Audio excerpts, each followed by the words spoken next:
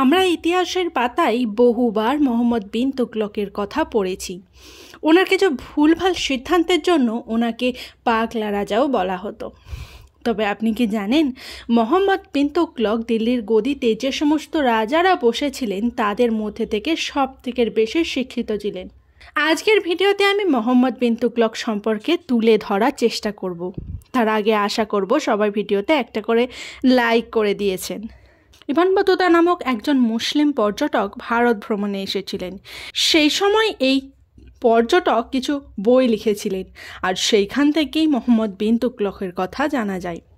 1320 সালে খিলজি বংশের অবসান ঘটে, আর তারপরেই শুরু হয় তুগলক বংশের। তখন সিংহাসনে বসেছিলেন গিয়াসউদ্দিন তুগলক এবং শুরু হয় তুগলক বংশের।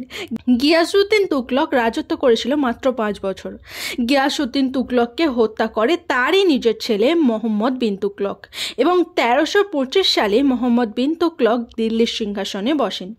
সাথে 3 দিনের মাথায় নিজেকে শাসক বলেও ঘোষণা করেন।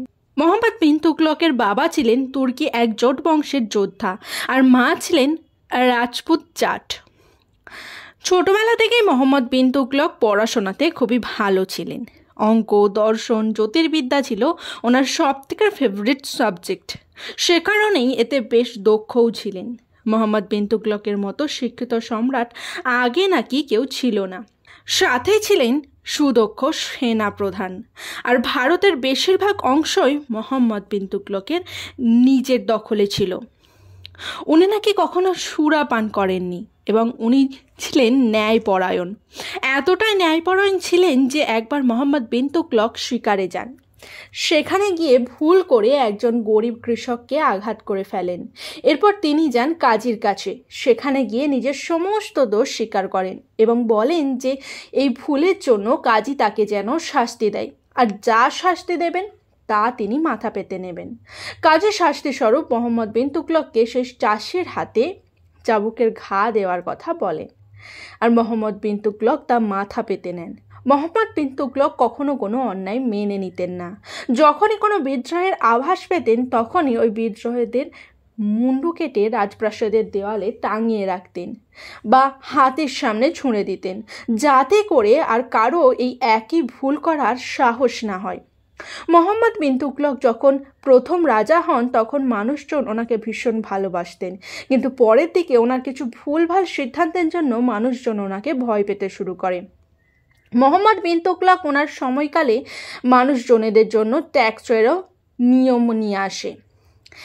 ওই সময় গঙ্গা ও যমুনার মধ্যবর্তী জমিগুলো ছিল ভীষণই উর্বর, ফলে ফসলও খুব ভালো হতো। ওই জমিগুলি যারা চাষ করত তাদের ওপর মোহাম্মদ বিন তুগলক অতিরিক্ত মাত্রায় ট্যাক্স চাপিয়ে দেয়, যেটা ওই সাধারণ মানুষগুলো দিতে পারছিল না, এবং যারা ট্যাক্স দিতে পারতো না তাদেরকে দেওয়া হতো নির্মম শাস্তি। আলাউদ্দিন খিলজির সময় ট্যাক্সের পরিমাণ ছিল 5 to 10%, যেখানে বিন তুগলকের সময় গিয়ে দাঁড়ায় 25 to 30%, প্রায় 2 থেকে 3 গুণ বেড়ে গিয়েছিল। তার উপর 2 বছর খরার কারণে কোনো চাষই হয়নি। এর ফলে সাধারণ মানুষেরা রেগে গিয়ে তুগলকের বিরুদ্ধে বিদ্রোহ ঘোষণা করে দেয়। এই দেখে মোহাম্মদ বিন তুগলক ট্যাক্সের পরিমাণ কমিয়ে দেন, আর যাদের কাছ থেকে বেশি পরিমাণ টাকা নেওয়া হয়েছিল তাদেরকে টাকা ফেরানোর চেষ্টা করা হয়।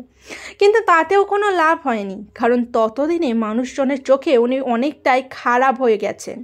এরপর তিনি পড়ে থাকা জমিগুলিতে চাষবাস শুরু করেন এবং 70,000 টাকা খরচ করেন, কিন্তু সেভাবে কোনো ভালো কিছু ফল আসেনি। কারণ এক তো জমি অনুর্বর ছিলই, সাথে সমস্ত কর্মচারীরাই টাকা ভোগ করে নিত কোনো কাজ না করেই। দিল্লি ছিল ভারতের রাজধানী। উত্তর দিক থেকে আসা যে কোনো জাতিই তাই দিল্লির ওপর আঘাত করত। এইসব দেখে তুগলক ভাবলেন তিনি নিজের রাজধানী এখান থেকে অন্য জায়গায় স্থানান্তরিত করবেন, আর করেছিল না তাই। আগেকার দিনে রাজধানী পরিবর্তন করতে হলে রাজা ও তার সভাসদরা সেখানে গিয়ে বসবাস করা শুরু করত। কিন্তু মোহাম্মদ বিন তুগলক রাজধানী পরিবর্তন করার জন্য মোহাম্মদ বিন তুগলকের সভাসদদের তো নিয়ে গিয়েছিলই, সাথে করে নিয়ে গিয়েছিল সাধারণ মানুষদেরও।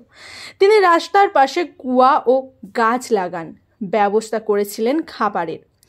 এই বিপুল সংখ্যক মানুষদের যাতায়াতের জন্য 2টি মাধ্যম ছিল, হয় ঘোড়ার গাড়ি আর নতুবা পায়ে হেঁটে।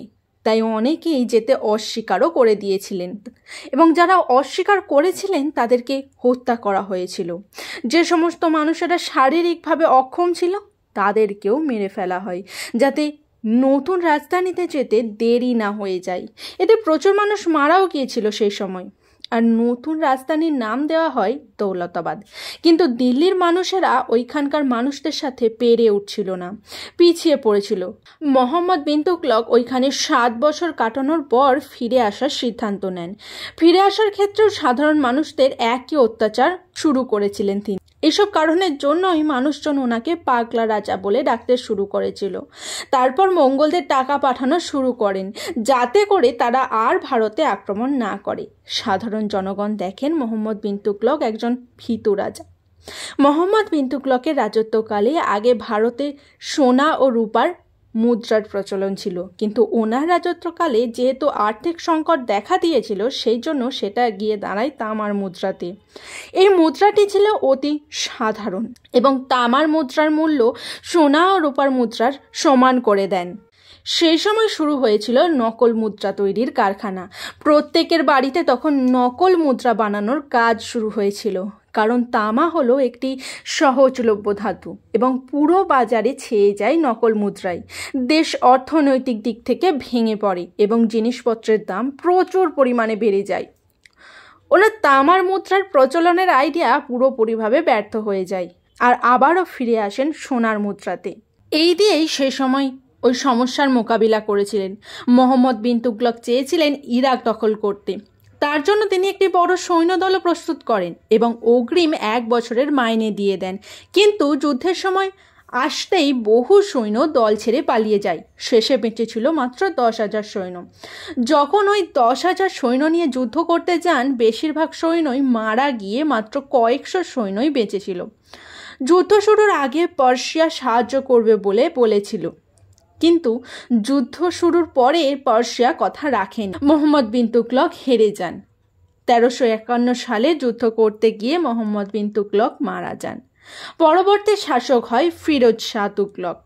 মোহাম্মদ বিন তুগলকের দেশের প্রতি উদ্দেশ্য কখনোই খারাপ ছিল না, তবে উনি যে ভ্রান্ত নীতি প্রচলন করতেন সেটা জনগণের ভালো লাগতো না।